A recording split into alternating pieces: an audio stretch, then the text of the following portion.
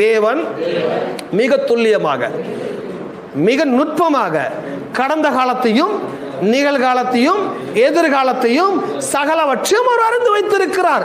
அப்போ இவ்வளவு அறிந்திருக்கிற கடவுளுக்கு, எல்லாம் தெரிந்திருக்கிற கடவுளுக்கு, எல்லாம் புரிந்திருக்கிற கடவுளுக்கு நான் எப்படி தேவன் அணுகிறேன் என்பது ரொம்ப முக்கியம். ஹலோ, எல்லாம் தெரியுங்க அவருக்கு. உங்களுக்கு பிரச்சனை வந்த பிறகுதான் பிரச்சனை வந்துச்சு ஆண்டவரேன்னு சொல்ல முடியும் உங்களுக்கு. பட் உங்களுக்கு எதனால அந்த பிரச்சனை வந்துடுச்சுன்றது தேவனுக்கு தெரியும். இதுதான் காட். ஸோ காட் எல்லாம் தெரியும், எல்லா தேவனுக்கு எல்லாம் தெரியும்.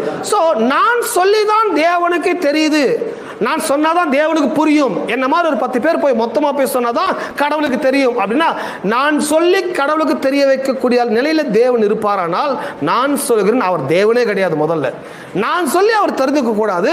நான் சொல்றதுக்கு முன்னாலேயே